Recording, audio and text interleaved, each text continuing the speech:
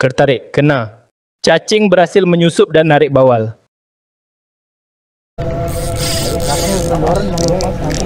Ya lepas.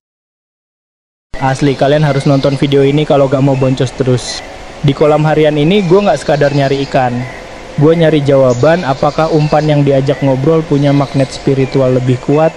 Eksperimen ini disahkan oleh Lembaga Ngawur LIPI atau Lembaga Ilmiah Pemancing Indonesia. Disponsori sisa gaji RT dan diawasi langsung oleh Profesor Suparno Einstein serta Dr. Kamto Newton.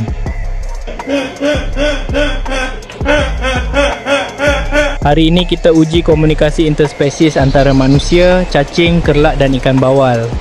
Subjek eksperimen adalah 1. Cacing kalung RW pengangguran tapi rajin gerak. 2. Kerlak si tahan banting, survivor dari zaman dinosaurus. Metode uji adalah umpan E akan diajak ngobrol and dikasih misi. Umpan B cuma dilempar tanpa komunikasi. Tiap lemparan dicatat oleh laboratorium lintasan strike milik RW yang nggak punya izin operasi. Cing, misi lo hari ini bukan cuma ditelen, tapi kirim laporan langsung ke mulut bawal. Kalau lo gagal, ini bukan boncos.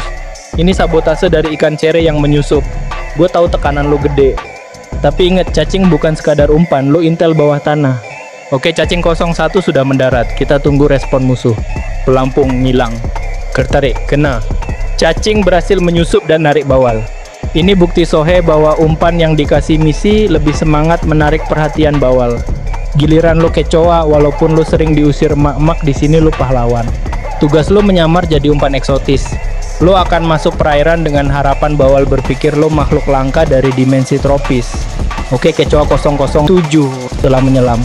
Kalau pelampung goyang, artinya interogasi bawah air dimulai. Trek kena induk nih. Putus komandan. Gak apa-apa, di dunia riset, kegagalan adalah data. Teori terbaru dari Profesor Suparno Franklin menyebut, rezeki bukan soal hasil, tapi data yang didapat dari psikis lintas spesies. Teori entropi strike menyebut, semakin agresif umpan, semakin tinggi peluang reaksi spontan dari ikan. Oke, waktunya kita redeploy. Cacing 02 tanpa dikasih motivasi mendarat di titik yang ditentukan. Kecoa 008 tanpa dibekali motivasi spiritual tambahan dari RW. Laporan lapangan jam 2:03, cacing 02 hilang dari radar. Diduga disergap oleh pasukan Mujair Mungil. Kecoa 008 masih bertahan, tapi pelampungnya menunjukkan getaran halus kayak kode Morse. Sinyal belum jelas, kemungkinan intervensi dari Mujair. Udah 3 jam dan hasilnya zong, amsyong, boncos. Oke, kita simpulkan sekarang. 1. Cacing yang diajak ngobrol lebih produktif, minimal bikin lu nggak kesepian dan yang pasti dibilang gila sama lapak sebelah. 2. Kecoa batu, walau menjijikan, punya aura rezeki yang nggak bisa dijelasin. Jadi jangan remehkan dialog dengan umpan alami. Kadang yang lo anggap gila, justru punya koneksi spiritual tinggi. Karena menurut teori kuantum, ikan itu nggak nyari umpan, ikan nyari makna. Lo kira pelampung gerak cuma karena umpan lezat? Bisa jadi itu respon emosional atas dialog batin yang dikirim lewat lendir.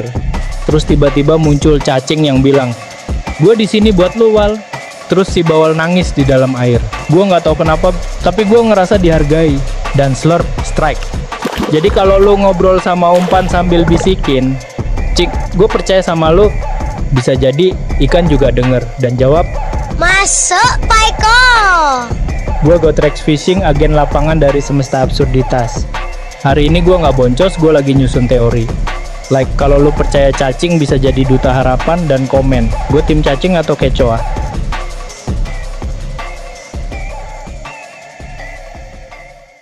Baik, jadi teori entropi strike psikis lintas spesies ini menjelaskan bagaimana energi psikis dapat berpindah antar spesies.